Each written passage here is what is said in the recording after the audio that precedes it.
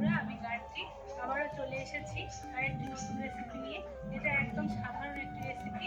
আজকে বানাবো দেশি সিম দিয়ে সর্ষে বাটা দিয়ে চচ্চড়ি। এটা সবার পরিচিত রেসিপি। আজকে খুব সাধারণভাবে এই রেসিপিটি বানিয়ে আপনাদেরকে দেখাবো। তো চলুন আজকে শুরু করে দেই এই সর্ষে বাটা দিয়ে সিমের রেসিপি। বন্ধুরা দেখুন, আমি এখানে সিমের চচ্চড়ি করার জন্য সিম নিয়ে নিয়েছি। এই যে পুঁটি সিম বা দেশি সিম, আপনাদের এখানে কি বলে আমাকে কমেন্টে জানাবেন। আমাদের এখানে দেশি সিম বলে। তো এই দেশি সিম আমি নিয়ে নিয়েছি, আর সবগুলো কিন্তু আগে কেটে কেটে দেখে নিয়েছি যে ভেতরে পোকা আছে কিনা। তো এই দেশি সিমই শুধু লাগবে, আলু টালু কিচ্ছু আজকে দেবো না, শুধু এই সিম দিয়ে আর সর্ষে বাটা দিয়ে চচ্চড়িটা হবে। তো এখানে সিম নিয়ে নিয়েছি, আর এখানে 3 থেকে 4 চামচ মতো সর্ষে আমি এখানে শিলনোড়াতে বেটে রেখেছি। আর কাঁচা লঙ্কা আমি বাটিনি, এখানে আদা আর জিরে বেটে রেখেছি। কাঁচা লঙ্কা আজকে দিচ্ছি না বন্ধুরা এই সিম বাটার রেসিপিতে, সিমের চচ্চড়ি রেসিপিতে আজকে আমি লঙ্কা গুঁড়ো দেবো। তো এখানে লাল লঙ্কা গুঁড়ো নিয়ে নিয়েছি। বাস এই কটি উপকরণ হলেই আমার কিন্তু এই রান্নাটা হয়ে যাবে। আর রান্না হবে সম্পূর্ণ সর্ষের তেলে। তো এখানে তেল নিয়ে নিয়েছি, বাস এই কটা উপকরণ লাগবে। তো চলুন আজকে শুরু করে দেই আমরা সিমের চচ্চড়ি। বন্ধুরা এখানে উনুনটা জ্বালিয়ে নিয়েছি, আর কড়াইটাও আমি বসিয়ে দিয়েছি। আর কড়াইতে এখন আমি 2 চামচ মতো এখানে সর্ষের তেল দিয়ে দিচ্ছি। এই রান্নাটা কিন্তু বন্ধুরা সর্ষের তেলেই হবে। 2 চামচ মতো এখানে তেল দিয়ে দিয়েছি। এটাতে কিন্তু খুব বেশি একটা তেল লাগবে না। তো আমি তেলটা এখানে একটু গরম করে নিচ্ছি।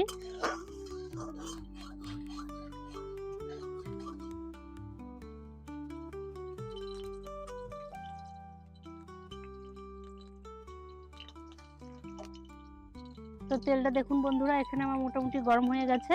আর সিমটা এখানে আমি ধুয়ে রেখেছিলাম আগের থেকেই, সিমটা আমি এখানে দিয়ে দিচ্ছি।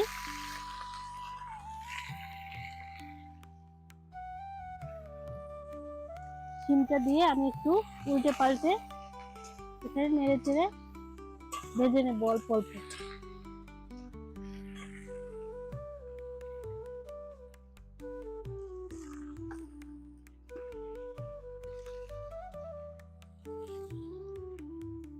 এটা বন্ধুরা আমি 1/2 চামচ মতো হলুদ দিয়ে দিলাম।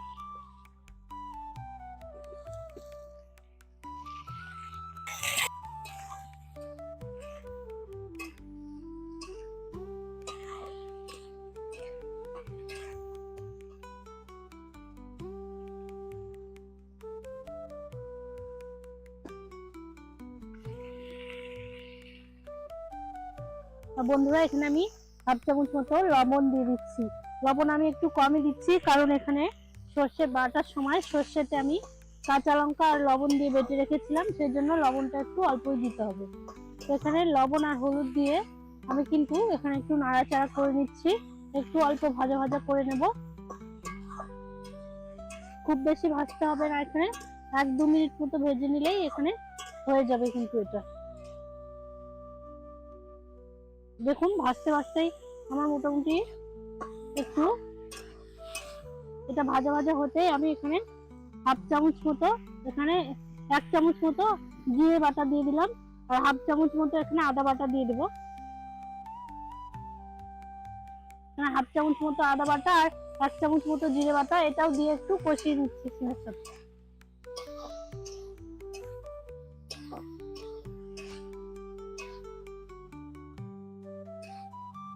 এটা কিন্তু খুব একটা সহজ রান্না, খুব তাড়াতাড়ি হয়ে যাবে রান্নাটা।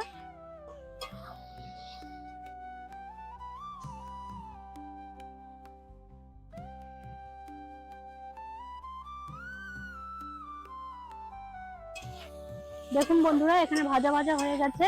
এবার আমি 4 চামচ যে সর্ষে বেটে রেখেছিলাম এটাও আমি এখন এর মধ্যে দিয়ে দেব। 4 চামচ সর্ষে বাটা দিয়ে এখানে একটু জল দিয়ে দিতে হবে। জল আমি এখানে 1 কাপ মতো জল দিয়ে দিলাম।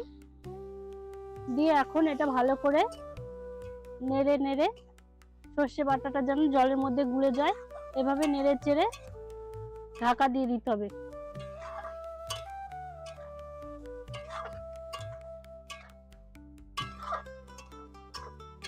রান্নাটা কিন্তু খুব তাড়াতাড়ি হয়ে যাবে, সিমটা সেদ্ধ হলেই হয়ে যাবে। তো এখন আমি আরো একটু 1/2 কাপ মতো জল দিয়ে দিচ্ছি এখানে। জল দিয়ে আমি এটা ঢাকা দিয়ে 10 মিনিটের জন্য হতে দেবো। 10 মিনিট পরেই সিমটা আমার সেদ্ধ হয়ে যাবে। তো আমি এখানে ঢাকা দিয়ে দিলাম। তারপর 10 মিনিট পর আমি খুলে দেখাচ্ছি আপনাদের যে কেমন হলো।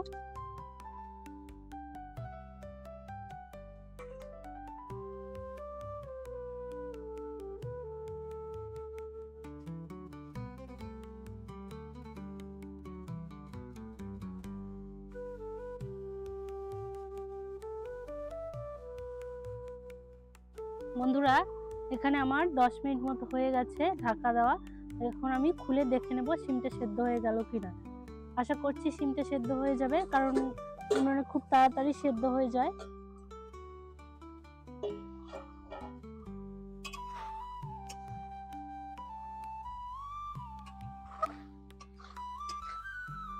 তো দেখুন বন্ধুরা, এখানে সিমটা কিন্তু আমার জলটা শুকিয়ে এসেছে আর সিমটা কিন্তু সেদ্ধ হয়ে গেছে। যেমন একটা কেটে দেখাচ্ছি, একদম খুব সুন্দরভাবে সেদ্ধ হয়ে গেছে। তো এইভাবে একদম রেডি হয়ে গেছে। এবার একটু নেড়ে চেড়ে আর একটু শুকনো শুকনো হলেই আমি এটা নামিয়ে নিচ্ছি।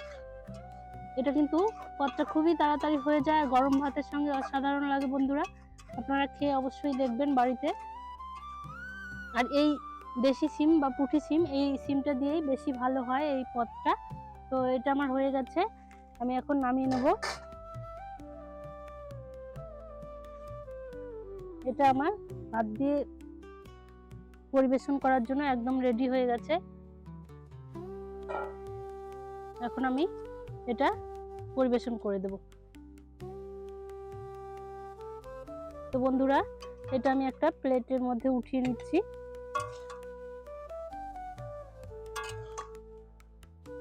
এখন এটা গরম ভাতের সাথে পরিবেশন করে দেব।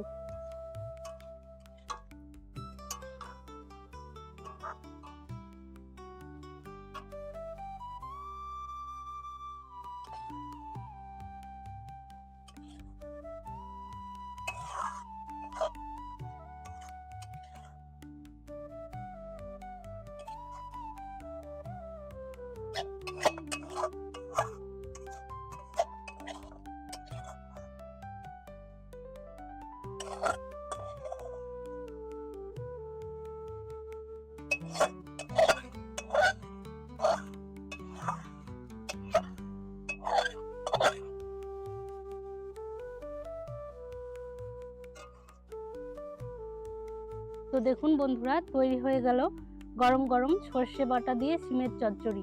এটা কিন্তু আপনারা বাড়িতে তৈরি করতে পারেন আর খুব তাড়াতাড়ি এটা রেসিপিটা তৈরি হয়ে যায় আর গরম ভাতের সঙ্গে খেতে অসাধারণ লাগে। তো বন্ধুরা, আমার রান্নাগুলি যদি আপনাদের ভালো লেগে থাকে তাহলে আমার চ্যানেল গায়ত্রী রান্নাঘর, এই চ্যানেলটিকে আপনারা সাবস্ক্রাইব করে নিন, লাইক করুন, শেয়ার করুন। পাশে থাকার জন্য সবাইকে ধন্যবাদ।